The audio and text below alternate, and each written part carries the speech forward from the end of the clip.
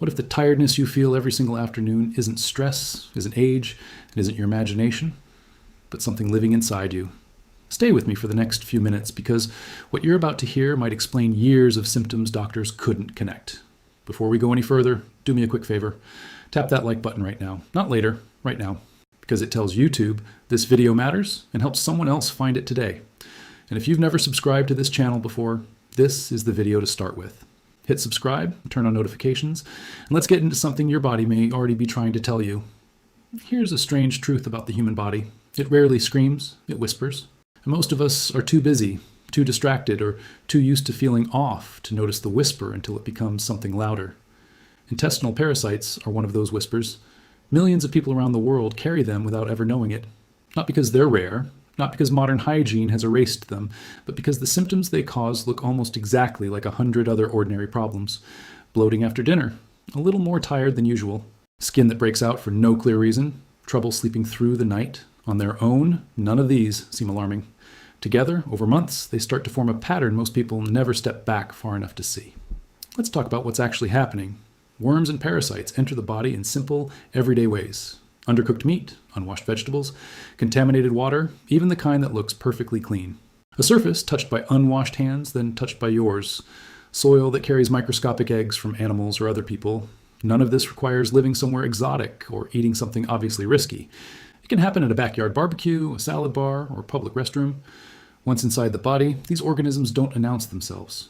They settle into the intestines and quietly start feeding. On the food you eat, and sometimes on nutrients your body desperately needs. Over time, that quiet theft adds up. It shows up as fatigue that sleep doesn't fix. It shows up as cravings, especially for sugar, because certain parasites thrive on it. It shows up as a stomach that never quite feels settled. And here's the part that surprises most people. You don't need to have traveled overseas. You don't need to have eaten anything unusual. You could get this from your own kitchen, your own garden, or even your own pet. So how do you know if this is really happening inside you, or if it's just an ordinary case of a slow week? There are signals worth paying attention to. Persistent bloating, especially after meals that never used to bother you. Stomach pain that comes and goes without any obvious trigger. Diarrhea or constipation that shows up in cycles, almost like clockwork, instead of once and gone. Unexplained weight loss, even when your appetite hasn't changed. Itching around the anus, especially at night, which is one of the more specific signs linked to certain types of worms. Grinding your teeth while asleep, which sounds unrelated but has been observed in many documented cases, and a tiredness that feels different from normal exhaustion. Heavier, duller, the kind that a good night's sleep doesn't touch. No single symptom proves anything on its own. That's exactly why this condition slips past so many people for so long. Your bloating might be blamed on stress. Your fatigue might be blamed on your job. Your skin might be blamed on a new soap. Each piece gets explained away individually, and the full picture never gets assembled. This is the trap. The body sends the same handful of signals for a dozen different problems.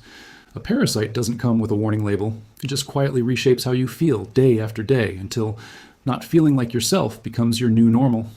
And let's slow down for a second, because understanding why this happens matters more than just knowing the symptoms. Your gut is not just where digestion happens. It's one of the busiest, most sensitive systems in your entire body. It houses trillions of bacteria that help break down food, produce certain vitamins, and even communicate with your brain through what scientists now call the gut-brain connection. When something foreign moves into that environment, something that isn't supposed to be there, it disrupts the balance. Parasites compete for nutrients. They can damage the lining of the intestines. Some release toxins as a byproduct of their own survival.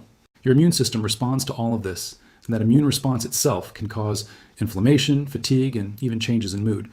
So what feels like just a stomach issue can quietly ripple outward into how you sleep, how you concentrate, and how much energy you have to get through your day. And because it happens slowly, you adapt. You start eating smaller portions because big meals feel heavier than they used to. You plan your day around your energy dips instead of asking why they're there. You stop mentioning the bloating to your doctor because it doesn't feel serious enough to bring up. That quiet adjustment is exactly how years can pass, without anyone connecting the dots. There's another layer to this that rarely gets talked about, and it has to do with your immune system's own memory. When a parasite settles in and stays for a while, your body doesn't just react once and move on. It stays on alert. Low-grade, background alert, the kind that doesn't feel like sickness, but slowly drains your reserves. Some researchers believe this constant, quiet immune activation is part of why people with long-standing intestinal parasites often describe feeling like they're running at 80%. Even on their best days, not sick enough to stay in bed. just never quite at full strength either. Children are especially vulnerable to this pattern, though adults are far from immune. In parts of the world where parasitic infections are common, doctors have long observed that children carrying intestinal worms often show slower growth, lower concentration in school, and more frequent stomach complaints than their peers. The parasites themselves rarely cause dramatic, obvious illness. Instead, they cause a slow leak, a background drag on health. That becomes the new normal, simply because no one ever compares it to what full health would actually feel like. If you're already relating to any of this, comment the word gut below right now before you forget. I want to know how many of you are watching this and quietly nodding along, because it tells me exactly what to make next. Now here's where it gets interesting, because long before modern lab testing existed, cultures around the world had already noticed this pattern, that something small and hidden could be draining a person's energy from the inside, and many of them turned to nature for an answer. One of the most fascinating examples comes from traditional medicine systems in South Asia, where healers used specific plants for centuries to support the gut and help the body naturally clear unwanted organisms. These weren't random remedies. They were passed down, refined, and documented across generations of trained practitioners who observed what worked and what didn't, long before anyone had a microscope to explain why. One plant in particular keeps showing up in these old medical texts. A small, dark-berried climbing vine that grows wild in the forested hill regions of India, Nepal, and Sri Lanka. Its berries are so small and dark that, at first glance, they're almost impossible to tell apart from ordinary peppercorns. For over 2,000 years, this plant was used specifically for issues involving the digestive tract, described in ancient language as something that helps the body deal with what doesn't belong inside it. That description, written so long ago, sounds almost eerily modern when you think about what we now understand about parasites. What's remarkable is that this wasn't folk superstition passed around casually. It was part of a structured medical system with its own texts, its own trained physicians, and its own careful methods for how and when a remedy should be used. Dosage mattered. Timing mattered. It was often combined with dietary changes and followed up with observation. The same way a modern treatment plan would be monitored today. This wasn't a single healer with a bag of herbs. It was a discipline, with schools, debate, and centuries of revision behind it. When something survives inside a serious medical tradition for 2,000 years, being used again and again by generation after generation of trained physicians. For the same category of problem, that consistency means something. It's not proof the way a modern clinical trial is proof, but it's accumulated observation on a scale that almost no modern study could ever match in terms of sheer time. And that's exactly why researchers today are finally asking serious questions about it, instead of dismissing it the way so much of the wellness internet dismisses old remedies without ever actually studying them. Modern chemistry has started opening this plant up. Scientists have identified an active compound inside it that belongs to a class of molecules studied since the 1970s for their biological activity. In laboratory settings, this compound has shown antimicrobial properties, appearing to interfere with the growth of certain bacteria and fungi under controlled conditions. Animal studies looking at its effects on intestinal organisms have returned results interesting enough to keep researchers digging deeper. Instead of moving on, anti-inflammatory and antioxidant properties have also been documented in early research. Here's a fact worth pausing on because it puts everything in perspective. Researchers have identified more than 100 different plant compounds with potential antimicrobial activity across the natural world. Only a small fraction of those have ever made it into large human trials. This particular compound is one of the many that hasn't gotten there yet. And the gap between something working in a lab dish and something being proven safe and effective inside an actual human body is not a small gap. It's enormous, and it's important to be honest about that instead of overselling what the science currently shows. Almost all of the existing research on this plant has happened in labs and in animals. Human clinical trials remain limited, not nearly enough to make confident claims about exactly what it does inside your gut, at what dose, or with what consistency.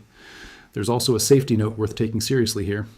At high concentrations in lab studies, the active compound has shown some effects that would be harmful if misused.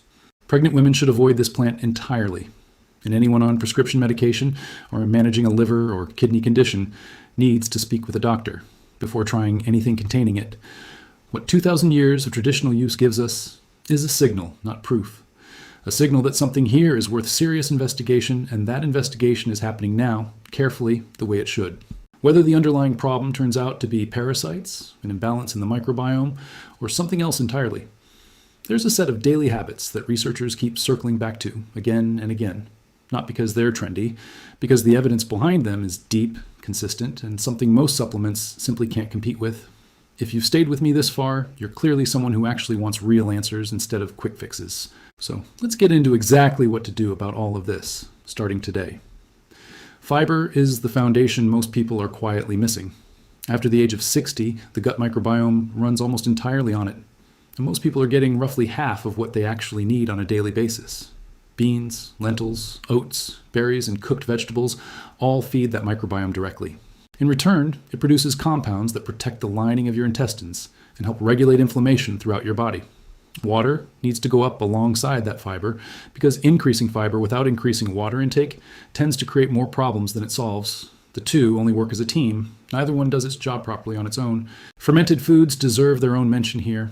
Yogurt with live active cultures, kefir, sauerkraut, kimchi, and miso all introduce beneficial bacteria directly into your gut environment, and that shifts the microbial balance in ways that genuinely show up in how you feel. It's worth noticing that almost every long-lived culinary tradition on Earth includes some form of fermentation. That's not a coincidence. That's generations of accumulated wisdom about what keeps the gut strong and resistant to things that don't belong there. A short walk after meals, somewhere around 15 to 20 minutes, supports how food physically moves through your digestive tract. When that movement slows down, everything downstream of it gets harder: digestion, absorption, even how quickly waste and anything unwanted actually leaves your body. This is such a small habit, and yet it's one of the most consistently recommended by digestive health researchers, precisely because it costs nothing and works almost immediately. Consistent sleep timing matters more than most people realize. Your gut runs on its own internal clock, and fragmented or irregular sleep disrupts the microbiome directly, not eventually, almost immediately. The connection between the two is far more immediate than people assume. The same sleep habits that protect your brain and your mood are quietly protecting your gut at the exact same time. And then there are two things that cost absolutely nothing and prevent more intestinal infections than any supplement on the market ever has. Cook your food thoroughly and wash your hands carefully before meals, after using the bathroom, after handling raw meat. These two habits close off the most common transmission routes for every single organism we talked about earlier in this video. Public health data across decades keeps confirming the same thing again and again. Done consistently, these basic habits prevent more infections than nearly any remedy or supplement ever could. Certain natural compounds have also been studied specifically for their potential to support the body's own ability to deal with intestinal parasites.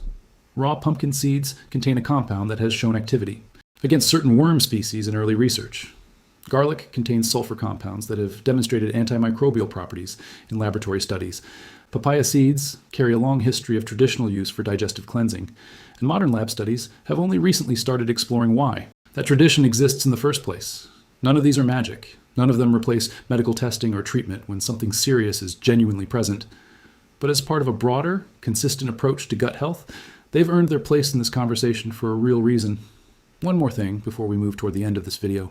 If your symptoms have been going on for more than a few weeks, if there's unexplained weight loss alongside digestive changes, blood in the stool, a fever that won't go away, or anything that developed shortly after international travel, please get tested.